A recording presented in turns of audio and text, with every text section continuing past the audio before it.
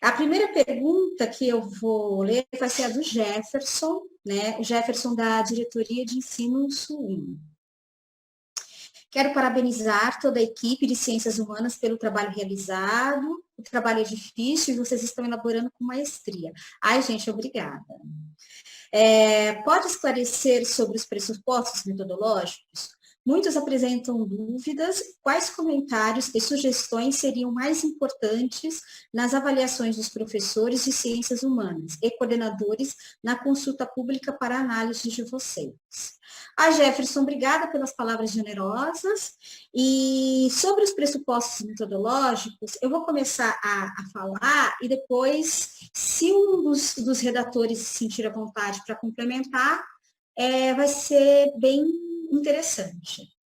Bom, os pressupostos metodológicos que estão ali nos itinerários formativos, ele não tem a intenção, como já foi apresentado aqui pelo Sérgio, né, se não me engano, ele não tem o sentido de ser uma metodologia, né? Faça isso nesse momento, faça aquilo naquele momento.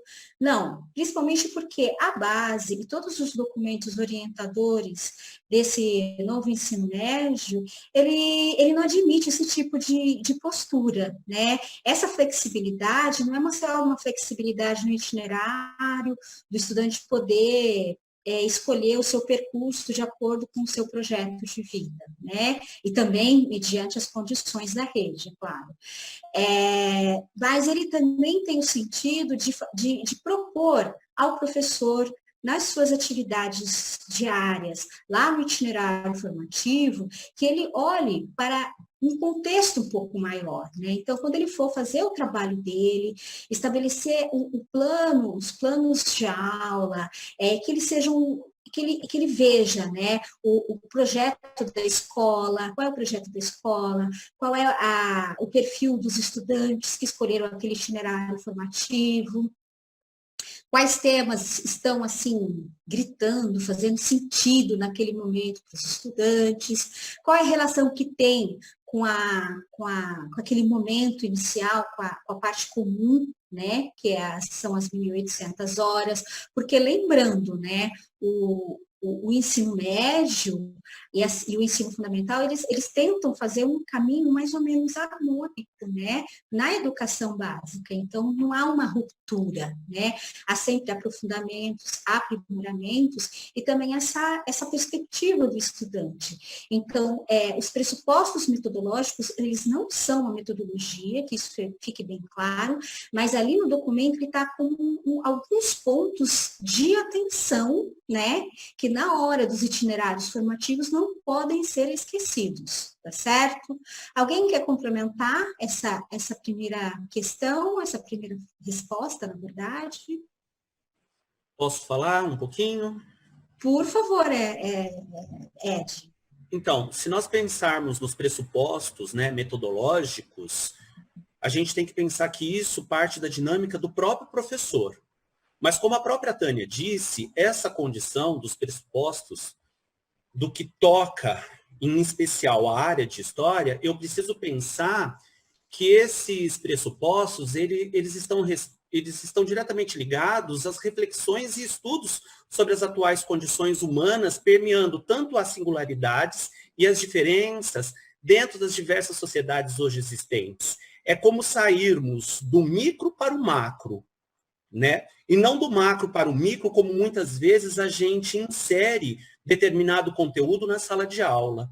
Né? Os pressupostos metodológicos, eles partem muito mais das condições humanas, e eu estou falando isso da área de história em especial, mas acredito que isso não é muito diferente dos demais componentes curriculares que compõem a área de ciências humanas. Né?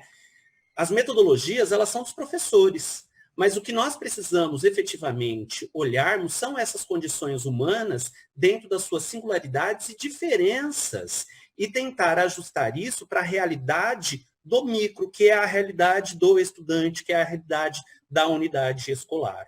Acredito que é isso. Passo a palavra. Obrigada, Ed, obrigada. A próxima questão é da Ana Paula Gonçalves, de Bragança Paulista, né? A Ana Paula faz uma pergunta interessante, que talvez eu vá pedir a complementação da Helena, tá? A Ana Paula pergunta: gostaria de saber sobre a carga horária, dos componentes da área de ciências humanas. Caso o estudante faça a opção de escolher o itinerário de ciências da natureza em suas tecnologias, o número de aulas de ciências humanas irão diminuir consequentemente, certo? Certo, Ana Paula. O que acontece? Os itinerários formativos, eles têm o sentido do quê? De fazer com que o estudante busque aqueles temas, aqueles assuntos que mais digam respeito ao seu projeto de vida. Então, a partir do momento que ele vai para um itinerário de ciências da natureza, ele vai ter mais aulas de química, mais aulas de biologia, mais aulas de física, talvez mais aulas de matemática também, né? Tudo aquilo que responda ao anseio dele, do estudante nesse momento. Já discutimos muito sobre isso, né? E não é acho que assim, não tem o sentido de zerar, né, a carga horária de ciências humanas no itinerário de ciências da natureza, mas com certeza ele terá menos aulas de ciências humanas. Você complementa, Helena? Ou você acha que... Não, deixa só explicar para a professora, né? O nome dela, Tânia? Ana Paula. Paula. Então, Ana Paula, assim, o currículo da etapa do ensino médio, ele é composto tanto pela formação básica como pelo itinerário. A formação básica vai ser igual para todo mundo. Então, todos os componentes estão garantidos na formação básica. Quando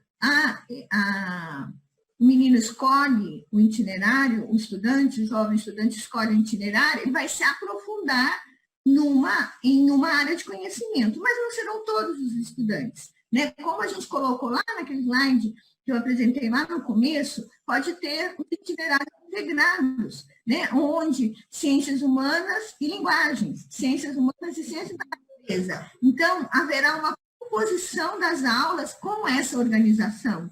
E a escola vai poder oferecer, por exemplo, 2 itinerários integrados. Cada município, né, cada escola com 2 itinerários. Então, ele pode oferecer 2 itinerários integrados, dependendo do contexto e da característica daquela escola, daqueles jovens. Provavelmente, os itinerários eles vão se constituir com um número menor de estudantes, né? E assim haverá possibilidade da turma ser dividida para que a gente consiga ofertar os itinerários integrados. Então, conforme os projetos de vida dos jovens daquela escola, vão se compondo vários itinerários, e isso acontecerá ano a ano, né? O primeiro ano com uma escolha de itinerário, aí entra no ano seguinte outro, primeira série, que vai ter novas escolhas, novas opções de vida, e assim a escola vai se construindo e se organizando. Então, nós acreditamos que dentro dessa organização haverá espaço para todos os itinerários, e a gente vai discutindo, caso não haja, caso a caso, vamos encontrando soluções. Mas a possibilidade é bem ampla. Obrigada, Helena. Obrigada, Ana Paula. Eu acho que essa sua pergunta, ela é uma ansiedade, né? uma expectativa, né? Que está presente em muitos professores da área de ciências humanas, né? Sempre preocupados com, né, qual é o espaço que as ciências humanas, né, vai ter nesse movimento. Obrigada pela sua pergunta. Né? Agora, pode ser mais uma, Helena?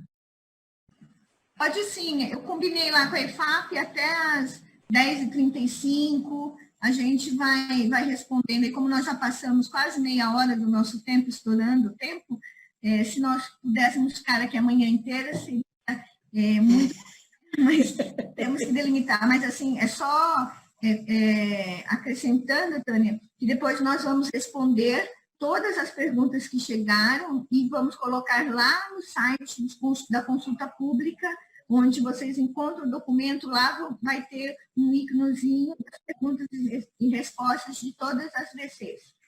Ok? Helena, eu gostaria... responder hoje, vai para lá. Tá.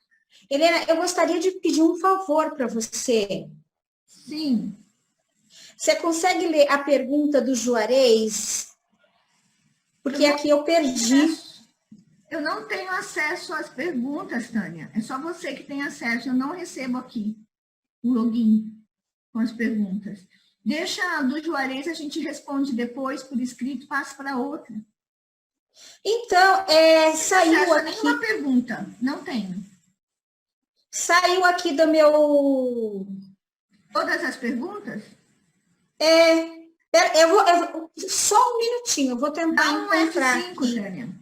Ela fugiu.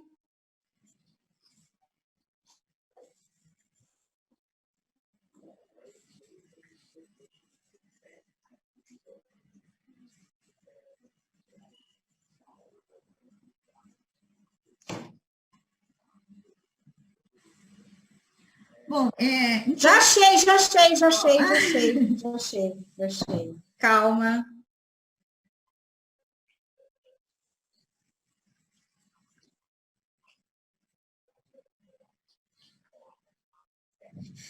Então, a pergunta do Juarez, PCNP de Geografia de São Joaquim da Barra. Essa pergunta é para você, Sérgio. A geografia é um grande desafio no século XXI. Como o currículo paulista enfrentou esses novos desafios que emergem diante do processo avassalador da globalização? Entendeu, Sérgio? Quer que repita? Eu entendi, sim. Questão de todas as habilidades, né? Tudo que foi feito, trabalhado aqui no currículo paulista, elas vêm da base, né? Então, a base dá conta, né, de todas essas questões, né, da globalização, e a gente utilizou as habilidades que estão lá na base. Então, além daquilo que eu falei lá da redução de riscos e desastres, que também é um problema global, né? O currículo dá conta dessas questões, sim. Eu acho que é isso. Se alguém quiser complementar.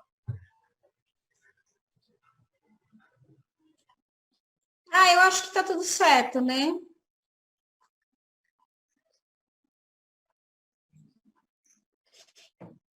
Posso continuar mais uma? Então, Sim, vamos lá. A pergunta do Marcel Gomes, né, da Diretoria de Ensino Sul 1. Sul 1 está bem ativa aqui nas nossas redes de perguntas e respostas. Bom dia. Basicamente, vejo que o desafio da área de Ciências Humanas e Sociais Aplicadas é justamente com os estudantes, desenvolver as habilidades e competências para identificar, compreender e aplicar os conceitos. Isso demanda práticas e metodologias incisivas no processo de ensino-aprendizagem. Correto. Pergunto, como fica a questão do cumprimento do conteúdo programático do currículo? O itinerário de Ciências Humanas e Linguagens abre possibilidade maior do foco em desenvolver habilidades e competências? Sim, Marcelo, né? O que eu entendo aqui é que todo o processo de ensino-aprendizagem, né, dentro que você citou do itinerário de Ciências Humanas e Linguagens, nós pensamos naquele movimento, naquele modelo que foi mostrado pelo Sérgio e que está lá, né, disponível para todos lerem, né? Como é que vai ficar esse movimento ali, né? Nós colocamos as habilidades de Ciências Humanas, nós colocamos as habilidades de linguagens e tentamos fazer uma articulação lá naqueles pressupostos metodológicos. Se nós conseguimos fazer isso, se nós conseguimos fazer essa articulação nessa primeira versão, isso são vocês que vão dizer, né? O que vocês viram e que nós não vimos? O que nós colocamos lá e que vocês entendem que que não vai dar certo, que vai ser um empecilho, ou que pode ser aprimorado, né? Então, assim, você fez a pergunta muito interessante, porque é isso que nós esperamos que vocês vejam. Várias perguntas aqui, elas fazem essa referência que você está falando, né? Como vai ser essa metodologia? Essa metodologia, ela tem como referência todos aqueles documentos, os pressupostos metodológicos que estão lá, estão referenciados em todos aqueles documentos que foram citados aqui, que são as diretrizes curriculares, a Base Nacional Comum Curricular e a BNCC, mais especificamente aquele artigo 35 que eu mencionei para vocês. Então, ali está posto o que nós acreditamos, neste primeiro momento, que vai ser uma resposta. Né? Mas e aí? Você acha que aquilo lá dá um caminho? Aquilo que está posto ali dá uma resposta que o professor precisa? Gente, é fundamental, de novo, a participação de vocês, porque esse currículo, ele só vai ter a qualidade que todos esperam dele se todos forem lá e colocar o seu dedinho, né? E ainda mais ciências humanas. Né? Cadê a nossa análise crítica, né? Diversa, ampla e profunda, certo? Alguém tem mais alguma coisa a acrescentar? Não? Acho que a gente pode já ir encerrando, né, por conta do avançar das horas, do tempo, e eu reforço que todas as perguntas nós vamos estar respondendo, categorizando, é lógico, porque geralmente em cada VC a gente está recebendo mais de 400 perguntas, então a gente vai criando categorias das perguntas mais semelhantes e respondendo, então vocês terão acesso a essas questões lá no site da EFAP, consulta pública do ensino médio, vão estar lá, né? Nós não prometemos para hoje, né, equipe, mas tão breve a gente consiga estar respondendo, vai estar, as respostas estarão lá. E essa não é a nossa última conversa, né? Isso é mais importante. Sim. Vamos dar continuidade a essa conversa até que todas as dúvidas estejam esclarecidas, até que a gente consiga colocar esse currículo na prática em cada uma das escolas, acontecendo para todos os nossos estudantes. Então, nós temos aí ainda um tempo, a implementação começa a partir do ano que vem, e nós temos um tempo, então, para estar desenvolvendo, conversando e tirando todas as dúvidas. Ok? Então, eu finalizo essa conversa, depois eu passo a palavra para todos vocês finalizarem, mas, assim, agradecendo a participação de todos, a contribuição da equipe, a contribuição de todas as diretorias de ensino, né, em nome dos dirigentes, dos supervisores, de todos os PCNPs, os diretores e todos os nossos professores que contribuem e que estão sempre presentes todas as vezes que nós os chamamos e que conclamamos a participação de todos. Muito obrigada e contamos sempre com a colaboração de vocês. A nossa equipe central não existe sem vocês aí na ponta e nós gostaríamos, né, em nome do secretário, agradecer imensamente sempre a participação de todos. Agradecer também a equipe, né, dos redatores, dos coordenadores, que sempre presentes e super envolvidos na elaboração dessa primeira versão, né, de toda a COPED, o DCGEB, que participou, de todos os centros envolvidos, né, para a gente buscar a solução e fazer esses primeiros desenhos. Então, muito obrigada a todos. Eu passo a palavra para a Tânia. Um bom dia. Bom dia, Helena. Obrigada pelas suas palavras, pela sua participação. A nossa querida âncora, né, que sempre intervém nos momentos necessários. É sempre bom ter um âncora assim, sempre tão participante. Muito obrigada, Helena. Obrigada aos redatores, Emerson, Érica, Sérgio, Clarissa, Ed, né? E eu agradeço principalmente a todos aqueles que participaram, que mandaram perguntas, que estão envolvidos nesse processo que é tão importante. E mais uma vez, convido a todos a participarem, a olhar o documento, não é só responder o questionário, mas olhar o documento e participar de fato. Esperamos com muita ansiedade toda essa contribuição que vem aí de todos vocês, né? E, bom, enfim, passo a palavra para os redatores para falar o seu tchauzinho e até a próxima. Tchau, pessoal. Tchau. Até Tchau, a próxima. Érica. Fiquem em casa e participem da consulta pública.